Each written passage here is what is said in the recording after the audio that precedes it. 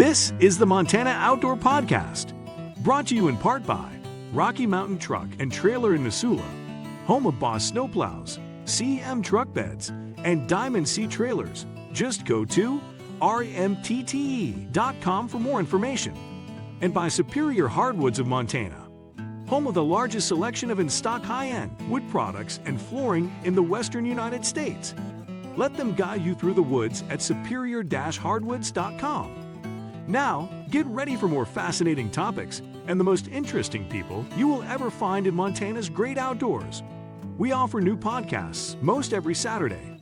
You can get a link to these podcasts by going to our website, montanooutdoor.com, or by going to our Facebook page, or just send an email to Downrigger at montanooutdoor.com and say send a link to my email. It's that simple. Now let's head out with your host, Downrigger Dale, and see what's going on in Montana's great outdoors. Thank you very much, Manny. And as Manny just said, I am Downrigger Dale of the Montana Outdoor Podcast. Thanks so much for being with us, gang. And, we always seem to have these really cool, interesting people that show up. When we first decided to do this podcast, I said, I want to talk about the amazing places in Montana and the people that make those places amazing. And, today we've got another one that I just am excited to talk about. But first, want to welcome all of you in, take care of a little business. For those of you listening or watching right now, be sure and share this podcast if you can with your friends and family. I would really appreciate that. Also want to send out a big welcome to the men and women that are protecting us all around the world right now. Those, of course, are the men and women of our armed forces, active military out there. We are so honored that so many of you listen to this podcast all around the world. And we hope that this brings you a little bit of home. And thank you so much for your service and all you do. And also a big thank you to all of our veterans out there listening all over Montana. We have so many of them and so proud to have so many of them here in our state. And of course, all of you veterans out there around the rest of the United States and around the world. Thank you for your service. Now, for those that have been listening to this podcast for a long time, you probably know that one of my favorite topics, of course, beyond hunting and fishing, is something that I love dearly, and that is history, especially history that deals with our outdoor traditions and of those, especially to the traditions that have continued on today. And so much of what we do in the outdoors, even from way back, in some shape or form, still goes on today. One of those we've talked about several times on this podcast, and that is the incredible heritage and tradition of trapping here in Montana and really all over the United States and many parts of the rest of the world. And it, of course, continues on today, not just because it's something outdoor folks have always done, but because in many cases, trapping is still the best way to harvest many different types of animals, whether you want to get them for their incredible hides and furs, or managing their populations, or stopping the spread of disease that can devastate our farming and ranching industries. That's all the things that trapping does and a whole lot more. No matter if you love to wear your favorite cowboy hat or that elegant fur coat, or you just support the survival of endangered species, trapping helps get those endangered species moved to where they can survive in our forests and prairies. So if you love all that stuff, you have indeed benefited from trapping. And the amazing folks that practice this are probably known as trappers, as you know. Today we're going to talk about part of that heritage. And the part we're going to talk about, I've got to admit, I'm a little embarrassed. I didn't even know that, that this went on, that this was a thing, but it sure enough is. And I'm now fascinated on it. In fact, I was up late last night looking at pictures and stuff. It's just really interesting. So we're going to talk to a man that one of our audience members actually sent me his name and said, hey, you should talk to this guy. His name is Brad Davis. He is a member of an organization that, like I said, I'm a bit embarrassed that I didn't even know existed. And that organization is the North American Trap Collectors Association. Yeah, there's a group of folks out there that collect traps, and yeah, there's actually a lot of them. When you think about it, it makes a great deal of sense because mankind has been trapping, well, all kinds of critters since the good Lord put them here. So these folks, I guess you could say, are the collectors and keepers of the incredible history we have concerning trapping. So they have some very exciting news that Brad's going to share with us. So let's welcome Brad in. Brad, thank you so much for being with us here today. Good morning, and thank you for having me. Yeah. So, as I said in my introduction today, we're talking about the exciting event that's going to be happening near Florence, Montana, which is located in for those of you that aren't from Montana or maybe haven't been to the west side of the state, this area is located in the beautiful Bitterroot Valley.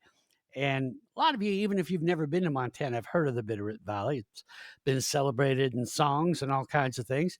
But before we get into all that with our viewers and listeners today around the world a bit, I thought it'd be great, Brad, if you could talk first, just so folks can get to know you and tell us a bit about yourself and how long you've been with the North American Trap Collectors Association, or as they refer to it as the NATCA for short. So tell us a bit about yourself, Brad. In 1984, I moved to Montana to hunt, fish, and trap, and went on to use trapping along with hunting and fishing as a substance way of supporting our family.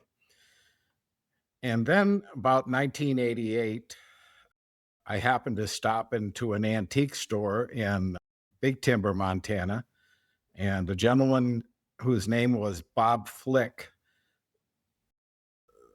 saw me looking at antique traps and mentioned that there was a trap organization that I may be interested in.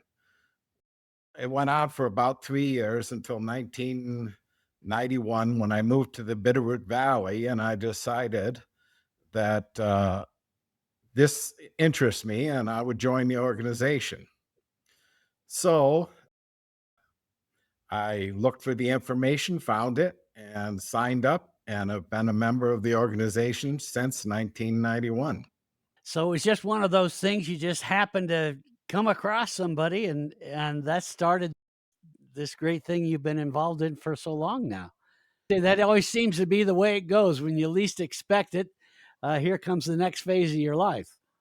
Yeah, and then right after I joined, not within, they put out a flyer a newsletter every couple months, and they at that time would put the new members associated with the organization that joined. And right after I joined and the newsletter went out, I got a call from a gentleman a lot of people in the Bitterroot know, and maybe throughout the West.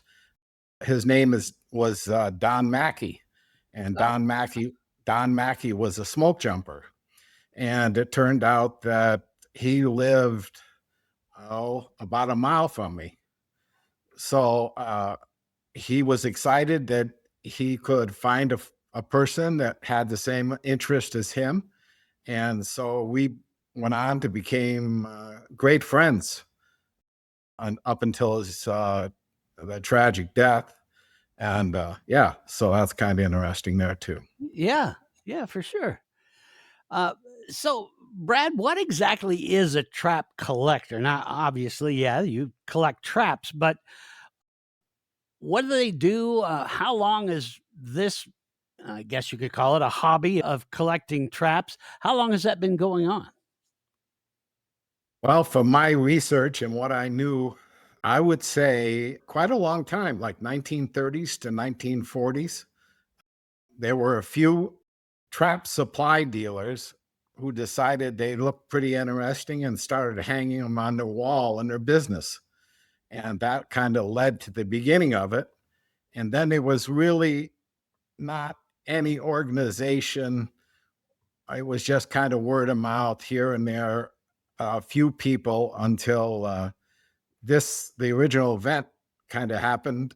And they started meeting around 1982, but in 1985, they decided to form the North American Trap Collectors Association. So, Brad, how long have you yourself been collecting traps? Now, the organization's been around since the 80s, but how long have you been actively collecting traps? And do you know about how many you have now?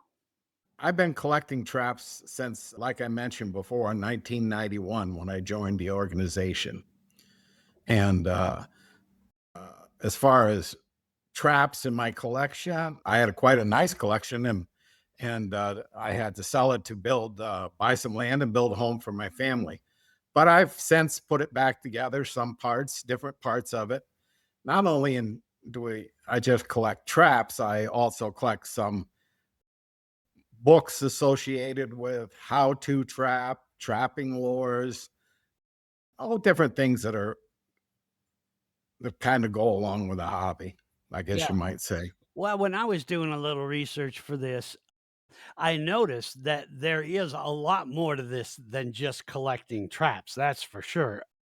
Tell us about maybe some of the side things that other collectors collect. You know, you mentioned books and things like that. What are some other things that avid trap collectors like to find? Well, I think one thing we should start with is not people really don't know when you're talking about traps, what are traps? I mean, what kind of traps are there? Yeah. And there are many collectors who they collect all different kinds of traps. From mouse traps are very popular, and they're very interesting actually. They're Yeah. quite can be quite complicated. And fly traps and fishing traps and gopher traps and bird traps and bear traps. Bear traps is a big thing, as well as small animal traps from muskrat to mink to beaver and so on. And then related to that are, of course, everybody probably has a little different. The collectors, a lot of them have a little bit different subcategories. Like some may collect, believe it or not, trap advertising like watch fobs, paperwork, and postcards, different things that were given away by fur dealers, fur Oh, houses back in the 1910 to probably 1950. A lot of people mailed their fur into fur houses, and fur houses put out a lot of advertisements looking for business. And sure. so Yeah. people collect those type of things. Those are popular. I mean, they put out calendars, and people also collect calendars from fur houses. So it's pretty involved. There's a lot of different things that the collectors themselves trap, and it's things that are associated with it. Yeah, I noticed that it seems like some of the more popular books are those how-to books that you were talking about. And then just looking at you mentioned mouse traps, and I imagine some of my listeners and viewers are saying, "Well, now wait a minute, a mouse trap is a mouse trap." Oh no, folks, that is amazing how intricate some of these tiny little mouse traps are. And I assume that different inventors said, "Hey, I've got a certain mouse problem that I need to have a trap go this way. There isn't one, so I'll come up with it." Then do a lot of these trappers then go get a patent on these traps then? The trap manufacturers did Yeah. apply for patents. And as far as mousetrap goes, everybody thought they could invent a better mousetrap, Yeah, yeah. Like which the saying is goes, "I can exactly build what a they better tried to mouse." do. Yeah. Yeah. They really are amazing, and that's what kinda started sucking me in as I started going, "Well, now I get it why people collect this. It's just fascinating." And then the history behind it and why that trap came to be done and that. So are there types of traps that are more popular for collectors? We mentioned mouse traps. Are there other ones that seem to be, well, I guess you look at it like baseball cards. There's certain players and that people want to find. Are there certain traps that become much more valuable and people want to get? I think it really depends on the individual person, what they may like or what appeals to them. Like, for example, some people just collect bear traps. They think bear traps are Yeah. cool, which they are. They're Yeah. very large, take up a Mhm. lot of space. Some people just collect fish traps or mouse traps or glass minnow traps. Just and then some people just like to have some collectors like to have a little bit of everything, from little tiny traps to which can be quite tiny until quite large as a human trap. You sent me this picture. I want to put it up here so folks can take a look at it. And this one is the heart traps that you sent. Tell us about what we're looking at here. Okay, this is a collection from a gentleman in Oregon named Dean Bright, who has been a longtime member of the North American Trap Collectors Association. The reason he collected these traps was because he is a descendant of the maker of the traps. And the maker of the traps was named Clancy Hart, and he was a blacksmith. And he made these traps, 1840 to 1870. And so you're looking at different variations, just a overall Yeah. idea of what he collects. So his distant relative kind of invented these or started making them. Now, were they a well-known brand in the trapping community back in the day? There was several blacksmiths back in the day would make traps for their area or to sell to trappers. This gentleman happened to be in Connecticut, so he'd probably sell them around the New England area. Okay. And I guess around 1850s, then they started to be commercially factored by a company called Newhouse Traps and Oneida Newhouse, which was actually a religious community. And they started producing traps for manufacturers throughout the world. And they set up their own factories. Not to say that some of these earlier hand forged traps or other makes didn't make their way into for trappers' use Mm. on who would how they would find them, I guess, Right. basically. Now, what's this axe or that here in the background sitting on that big rock? What is that? Yeah, that's like a bush axe or Oh, okay. something. Yeah, you would use, and it was made by the Hart Blacksmith Company. He made a few other things, but they made a few other things besides traps, and that happened to be one thing that he thought was interesting and put in his collection. Okay. Well, that's an incredible picture. We're going to talk about what we've got coming up here in a minute, and we'll discuss how these end up at the shows and that. The trap collectors, they buy and sell and trade these. And that kind of brings me to what we're going to talk about next, which is some big news. And that is an event that's going to be happening just outside of Florence, Montana. And that's at the Larry Creek Campground there in the Bitterroot National Forest. It's the 40th anniversary of the event, and it's put on by the Western Canada and Western United States regions of the NATCA. So, when we say that those two regions, are there lots of different regions around the world then, Brad, that exist? Well, there are different regions or parts of the United States. I don't know. There's maybe like Southwest, New England, different sections that are kind of associated throughout the United States. And then we have I'm looking at the thing here. We have an Eastern region, Midwest region, Southeast region, Western region, Canadian region. And then we have a bunch of members also. We have quite a few members from Canada.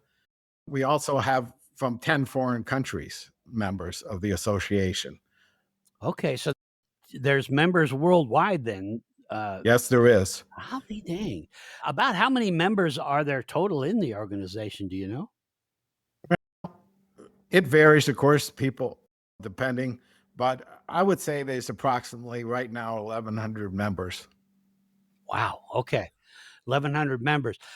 Somebody wants to become a member of the NATCA. Is that something they can do at this event coming up July 9th through the 11th in Florence? Yeah, we'll have all that information there, information about our organization. You can talk to a lot of the members that are there, discuss it with them, see if it fits for you. If it doesn't fit, that's fine. Mm. But yeah, so they can come there and find out that. They can also access, we have a Facebook page called North American Trap Collectors Association, NATCA Facebook page, where you could find links to, and we also have a website. Yeah. And so you could find links to all those things if you weren't going to be able to make the event and wanted to get more information. And they could contact me and I could help them out too. In the podcast description, and now for those that are listening and not watching, whatever site you went to, and there's probably 26 different sites that carry our podcast, whether it's Apple Podcasts or Amazon or any of them. So when you go to that, in the description, you'll find a link to the different things that Brad just mentioned, the website as well as the Facebook page. There'll be some contact info for Brad if you want to get a hold of him.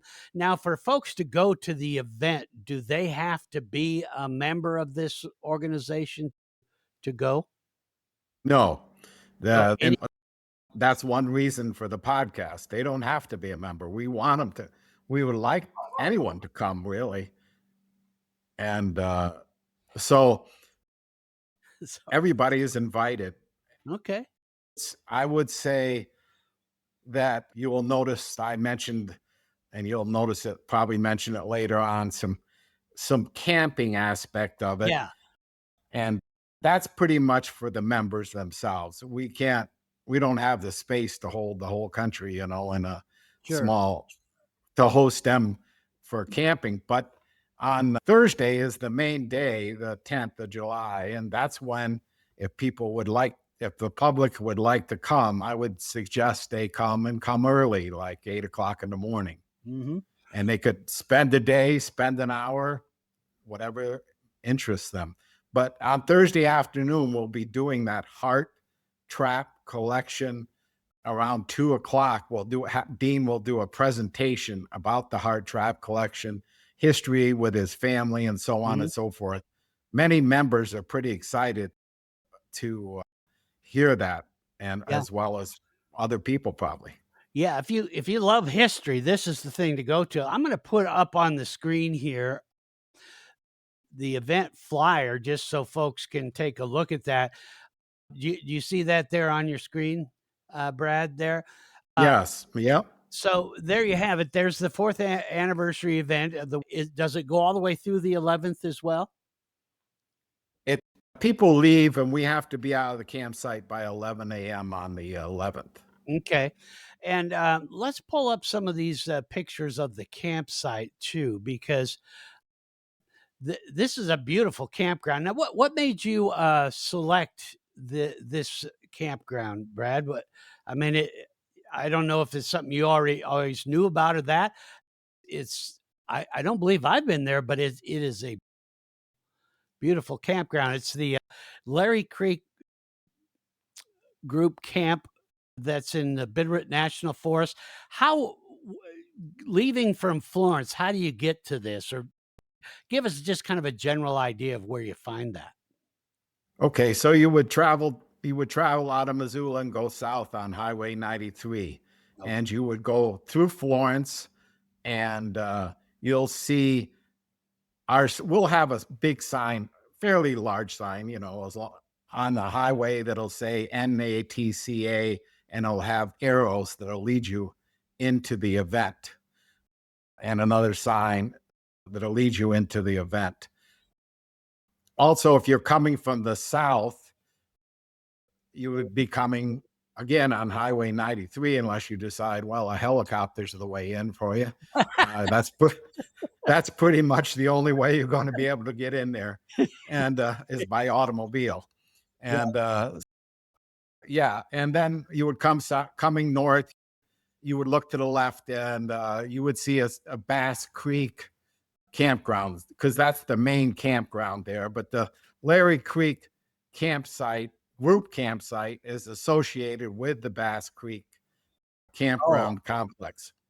okay. Yeah, and I've just been showing some of these great pictures that you sent me here. Those are, and that's a beautiful spot. It is a beautiful spot, and the nice thing about it is that it's a group site, so we could hold an event like that there, Mhm. and that kind of fit, So when I was looking around for different places that I thought, oh, that would work, that wouldn't work, that maybe work, and then I came across this place, and I talked to the people at the time, the host of the campground, and I mentioned kind of what we were looking at and wanted to do, and he said, "Oh, just go down there and look at this."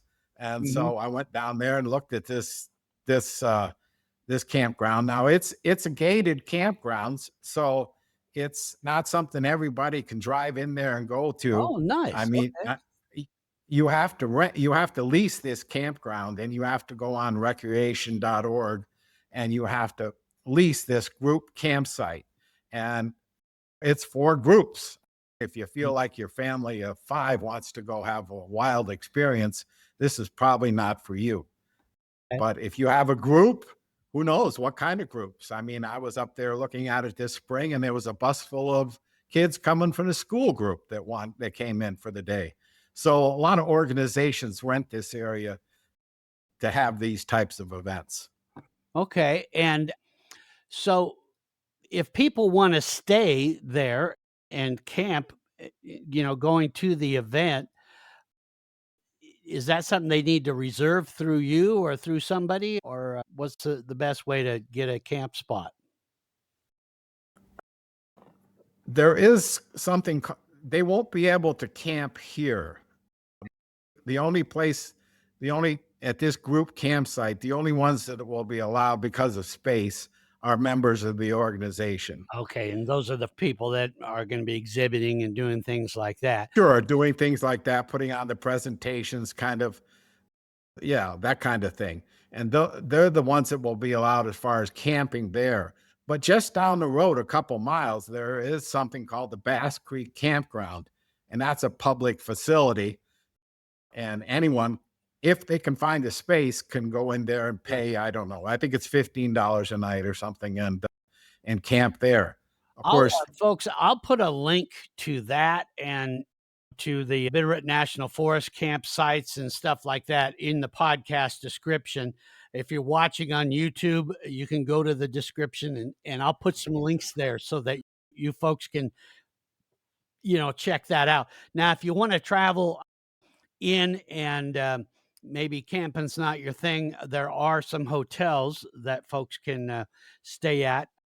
There's a hotel in Lolo. There's, of course, Hamilton and that. So I'll put some links to that as well for folks so that they can take a look at that and see what we're talking about.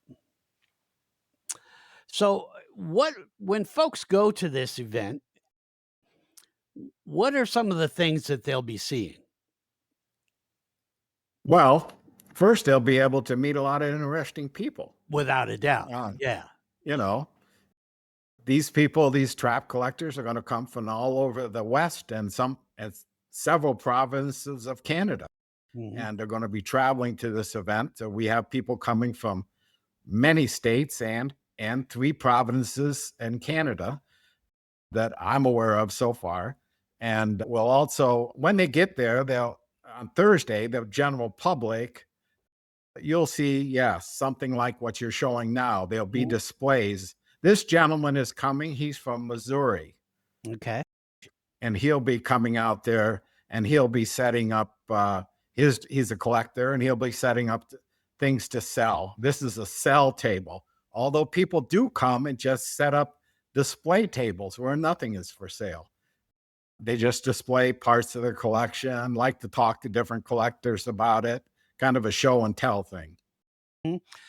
Uh, and I assume that some of them just put stuff like here in the back of their truck and and bring it. What am I looking at here? This is somebody's got a truckload of all kinds of traps here.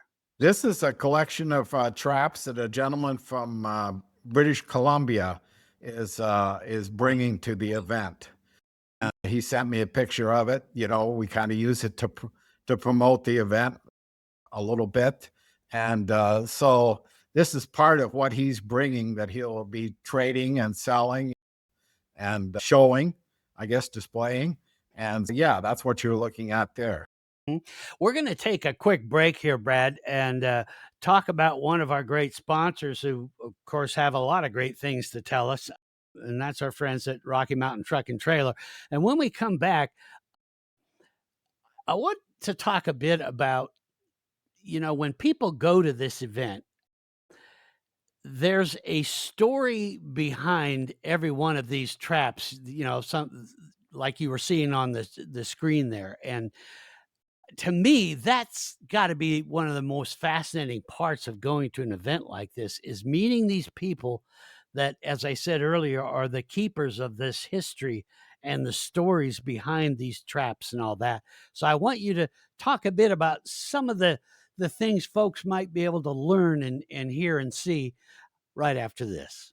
Rocky Mountain Truck and Trailer. Truth is, the Montana Outdoor Podcast wouldn't exist without their incredible support. And if you've been enjoying these episodes each week, maybe it's time to support the folks who help make it happen. So here's the question. Do you need a trailer for work, for hauling gear to your next adventure? Or maybe a new truck bed to help keep your life organized, whether it's for work or play? Well then, go see the folks who already get what you're about. If you listen to this show, you've already got something in common with Rocky Mountain Truck and Trailer. Like you, they love the outdoors. They work hard, and they're dang good at what they do. Their job? Helping people like you get your work done faster so you can get back out in Montana's great outdoors. Rocky Mountain Truck and Trailer carries a full lineup of Diamond Sea trailers, gooseneck, equipment, dub trailers, well, you name it. Whether you're hauling a few supplies or towing the big stuff, Diamond Sea trailers are built to handle it all with reliability and ease. They also carry CM truck beds, the strongest, most durable truck beds around. Plus, they service everything they sell. Need your trailer rewired so the lights work the way they're supposed to? They'll take care of that too. Got a new truck? They'll get you set up with the accessories you need, installed and ready to roll. And don't wait until the last minute to schedule your trailer service. Do that ahead of time so your gear's ready to go when you are. They also stock a huge selection of parts for Boss snowplows, CM truck beds, and Diamond Sea trailers. And if it's not in stock, they'll find it. Need financing? Well, they've got you covered there, too. Need a gooseneck or fifth wheel hitch for that rodeo trip or family outing to the great outdoors? Yep, they install those, too. Rocky Mountain Truck and Trailer. They're in Missoula at 5680 Expressway. You can call them at 406-549-4243 or check them out online at rmtte.com. That's Rocky Mountain Truck and Trailer, rmtte.com. Now let's get back to what Rocky Mountain Truck and Trailer helped create, the podcast. We're back here on the Montana Outdoor Podcast. Brad Davis is my guest. He is with the North American Trap Collectors Association, and they are having a great event that's coming up here on July 9th, and that goes through the 11th It will be just outside of Florence at the Larry Creek Campground. And again, I'll put some maps and links and things like that for you folks so you can find it. And I'll put that flyer there as well. So be sure and check this out, folks, because one of the things that I noticed when I was reading about all this, Brad, is there's just some fascinating stories behind these traps and the things associated with them that are just amazing. I mean, just great pieces of history that a lot of people do not know. And so when folks come there, they're going to be able to get the story behind those. Talk a bit about what maybe some of the things you'll learn. In fact, here's a great picture I want to put up here, and this would probably give you a pretty good idea of kind of the scene you might you might see here is someone talking to a participant.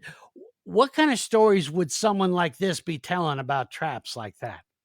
Well, this is a gentleman that'll be at the, he's coming from Minnesota, and he'll be at the event, and he's really knowledgeable about trap collecting, and he is actually one of what we call the factors, of which is in charge of a regional association. And what you'll see there is he is talking to a fellow collector, kind of explaining that particular trap to him, the history of it, maybe the condition of it, what it might have been used for, and so on, and value and certain things like that. Mhm. And they'll discuss that, and they'll figure out, well, is that something I may be interested in putting in my collection or no?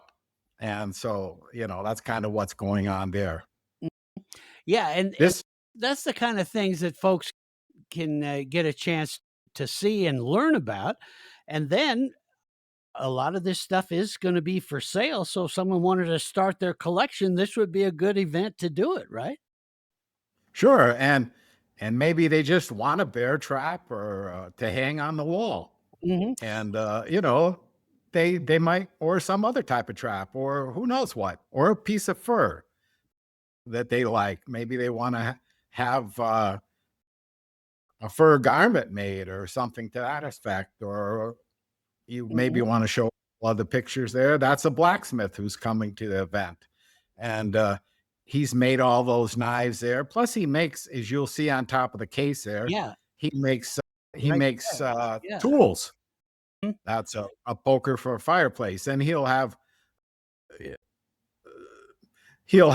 some of this trap collecting is kind of associated, some of these gentlemen, with the fur rendezvous era, because the West was kind of settled by the trappers. Well, it was. A And great deal of Montana sure was, that's for sure. yeah. And like the knives that we were showing there, things like that. So, I mean, there really is a lot of different things that people are going to be able to see. About how many different displays do you think will be there, Brad? Well, that's a good question. Like I said, we have You never know. because we don't know for sure, because they can pull in and set up and they can come, and some people, may have an emergency and they can't come, but we're expecting, somewhere in the neighborhood of 50 to 75 collectors at the event. And of those people, how many put out a display? Maybe 30, maybe 40, I don't know. And it won't just all be just traps. So there'll be other things, like you saw, the blacksmith stuff, and there'll be fur stuff, and there'll be different things like that. So snowshoes, a guy bringing snowshoes. So if they want to decorate their home, this may, make it look wild. This may be, yeah, there you go, snowshoes. Yeah. Not Those are Canadian snowshoes made Mhm. by Cree and Ojibwa tribe. And you'll see different bear traps there, different other types of traps. That's a little bit another person that's bringing a bunch of traps to show and sell. Yeah, and so for folks like you say that say, well, I don't think I'll get into trap collecting anytime soon, but if you've got that unique place in your home, or especially for you business owners, people that have restaurants, hotels, things like that, and you want to show some history or put these kind of displays, this is a perfect place to find something like that you're just flat not going to be able to find it anywhere else. These are very unique items.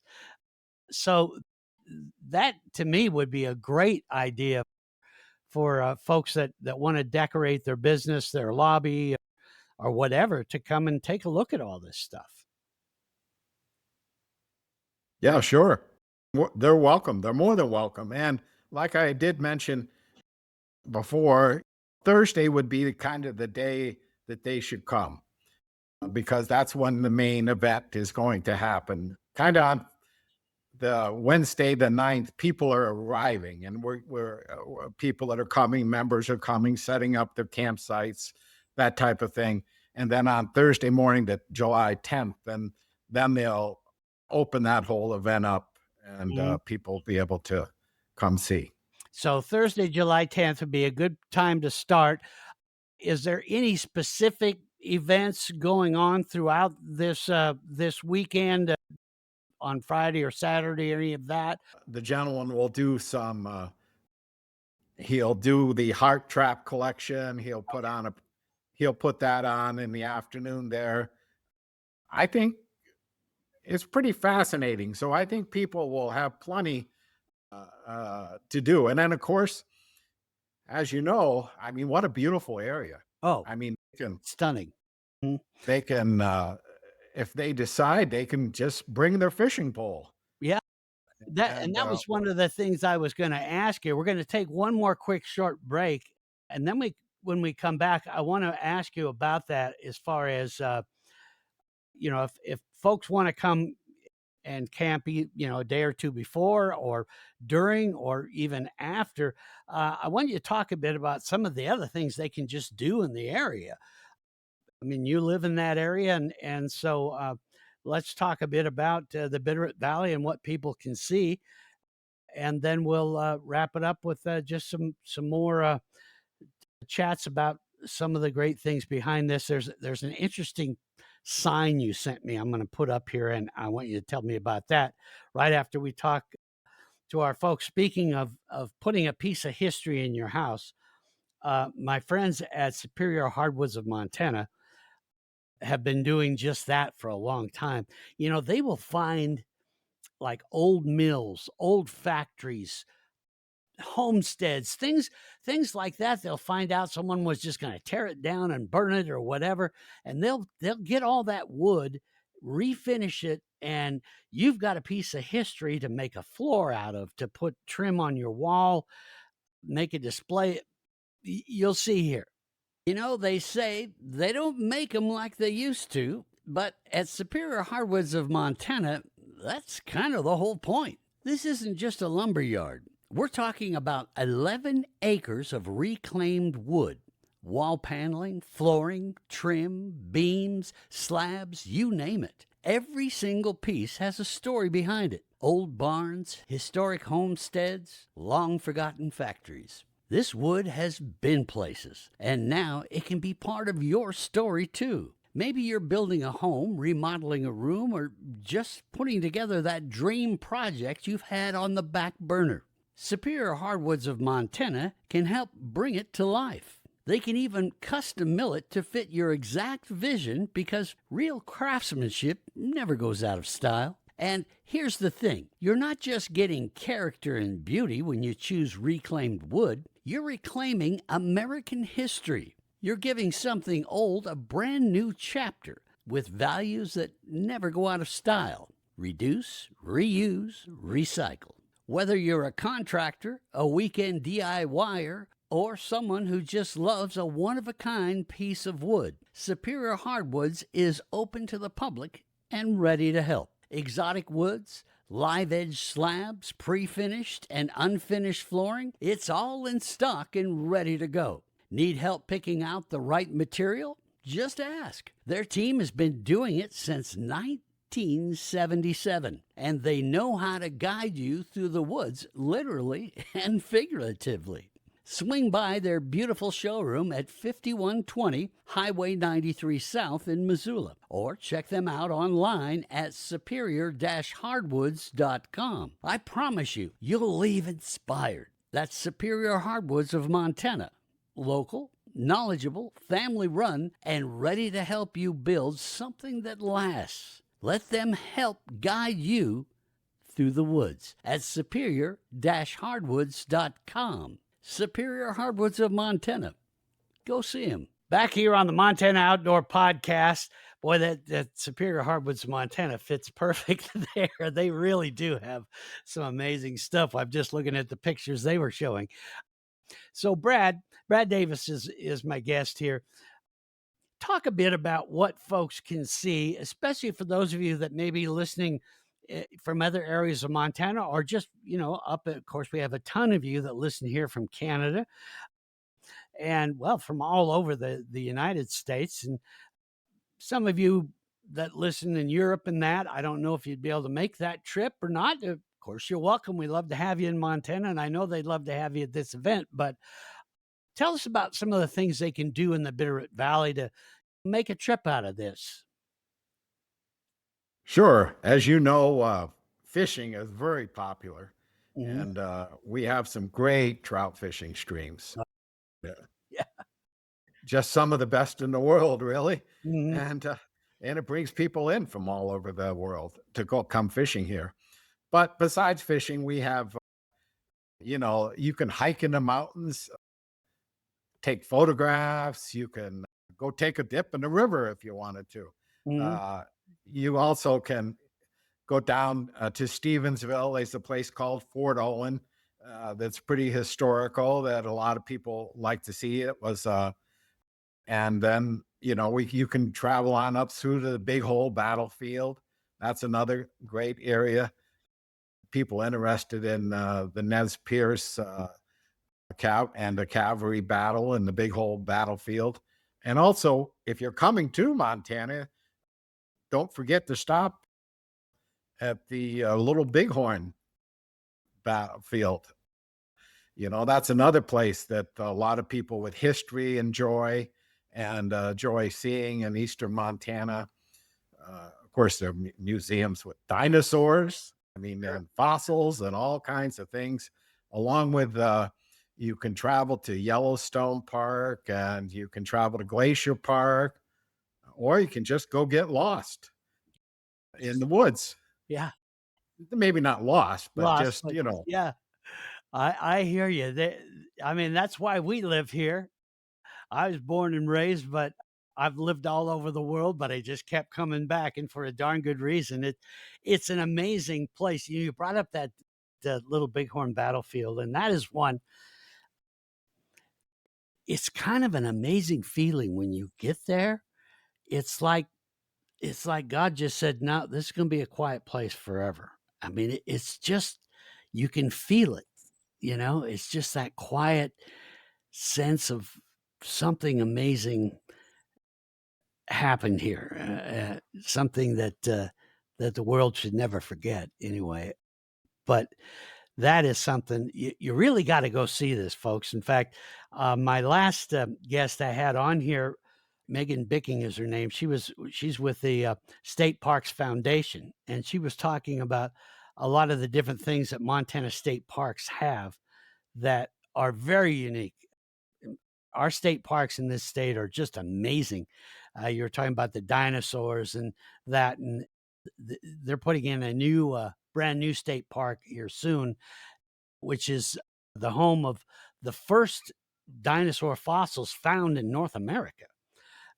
So that's all there to see, folks. So I'll have stuff like that in the podcast descriptions as far as some links and things that you can go to and see. But I hope you do make some plans to, after you go to this amazing event.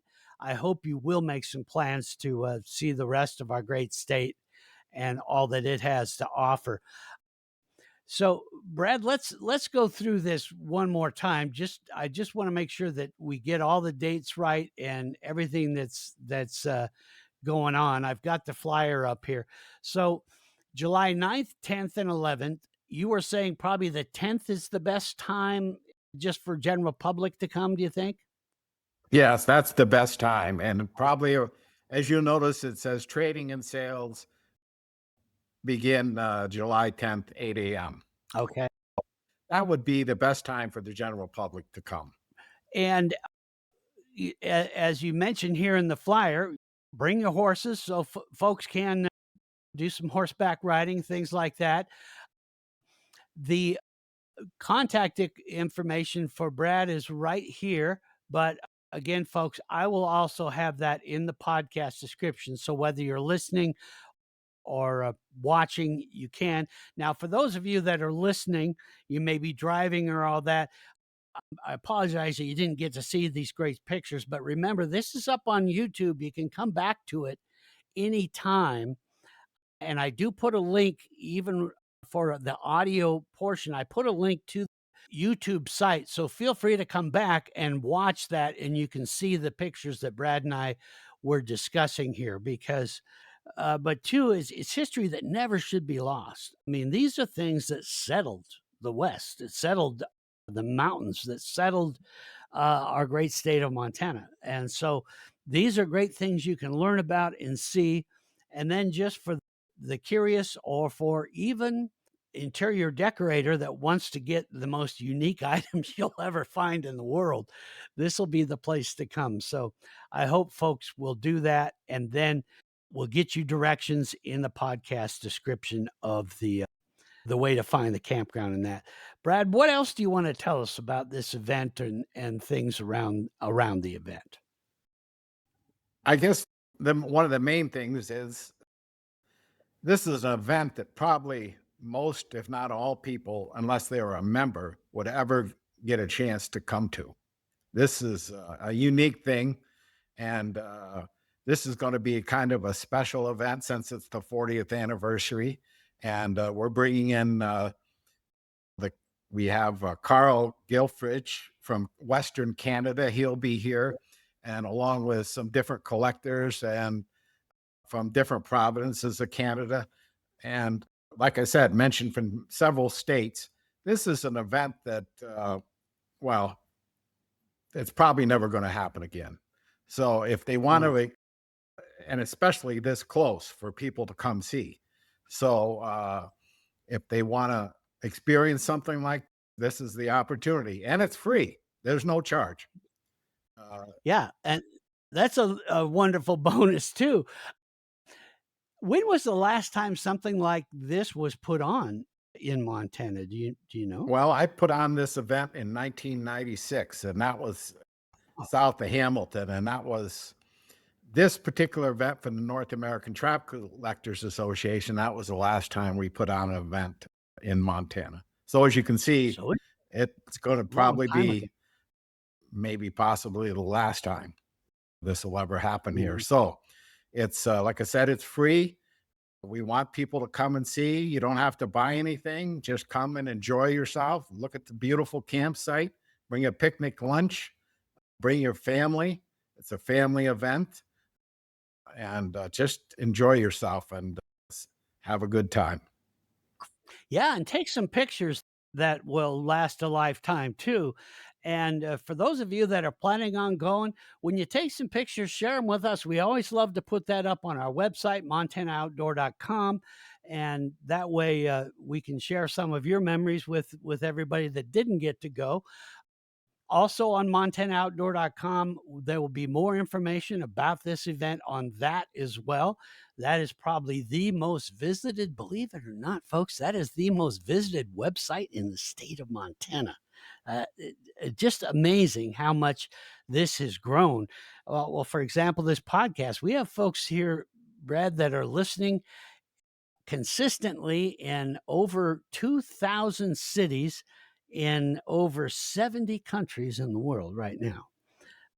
So there's so many of you out there, but as Brad was saying, those of you that are close enough that you can come, plan on it and do it, because as Brad just said, you probably will never get to see something like this again. And it really is unique. The people here have some very unique stories to tell, and just the whole story behind so many of these items are just fascinating. Now, there's one more picture that I wanted to put up here, Brad, that I was hoping you could tell me a little bit more about. What is this sign about here? Okay. This is a gentleman from Anaconda, and he is a fur buyer. One of the Okay. There is not a lot of fur buyers left in the United States. It's a fairly rare thing, and Mm. and he also buys fur and tans fur, and he has fur articles made for people that might like a fur coat or a blanket or a hat or mittens or something like that, and also just tanned hides for display. And he'll be bringing some of those things for sale at the event. And another picture I wanted to share, and now this trap is not going to be actually at the event, but there'll be something similar to it. And I'll pull it up here. This is, believe it or not, folks, and I just found this on the internet, but this is a man trap. This is a trap to catch people. Now, why would something like this be developed? And I understand there's going to be a man trap at this event, correct? That's correct. We have one of one of the gentlemen's Carl from Canada. He'll be bringing a man trap, and he'll have it for sale. I guess he Wow. decided he'd like to sell it out of his collection. So we'll Really? have a man trap. These traps are pretty beyond rare. They're very hard to find, and a lot of them come from Europe, where they were used to trap people, men that would like try to sneak into the fields and so Mhm. forth to try to steal whatever they would like to Yeah. steal at the time. And so this Well, kind of helped prevent that. back in the day, now this would have been like 1600s and 1500s, 1600s. A lot of the peasants, this was the times of kings and lords and ladies and, the serfs and peasants and that, they had made it.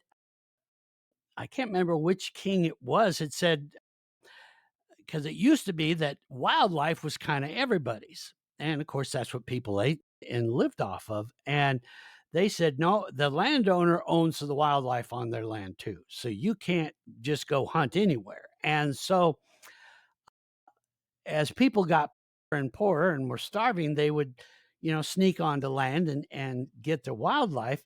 And it became a huge problem where some conflict started and dangerous stuff was happening. And so they developed these traps to try to stop people from doing it. And the first traps were were nasty. I mean, they had actual like bear traps.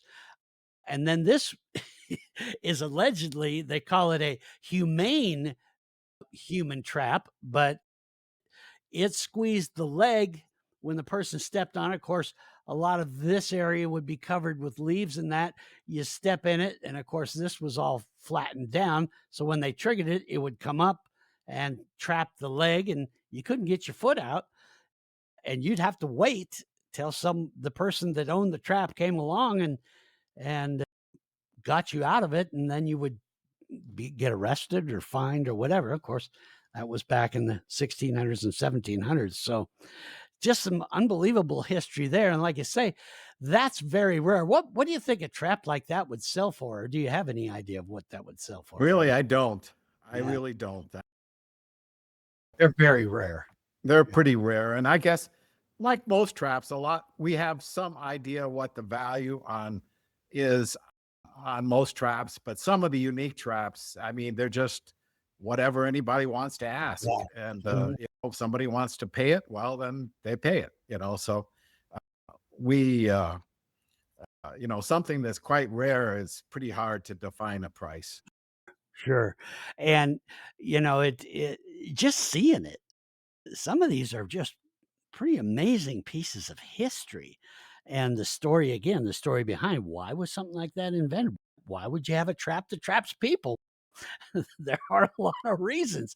And they even developed them to catch criminals, people that were, law enforcement was trying to find. I mean, trappers are resourceful, unique human beings. And I know a lot of you that are listening, are members of the Montana Trappers Association. We've had them on this podcast several times.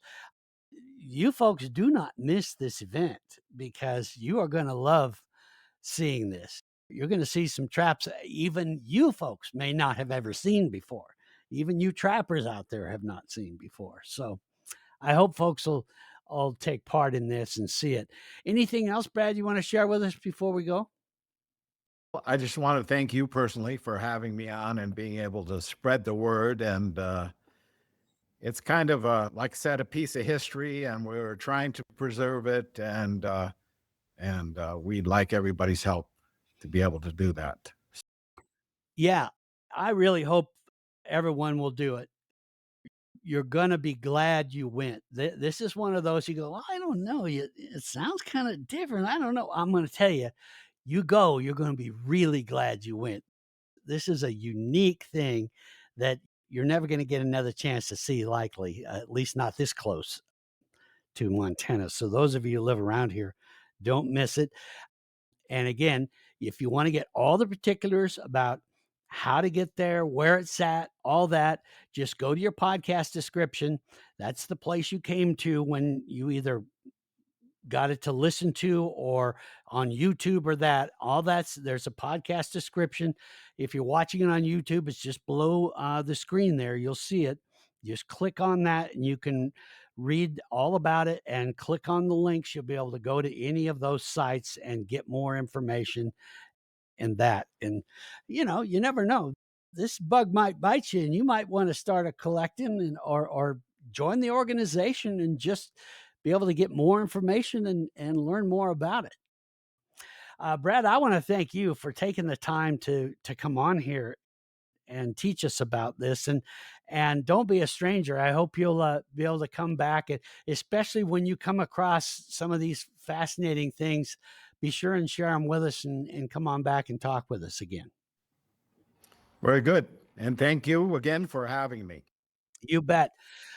That is Brad Davis. He is with the NATCA, that is the North American Trap Collectors Association, and their website is also in your podcast description.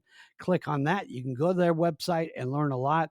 They have links in the website to a lot of stuff and their Facebook page. You can join their group and learn about it.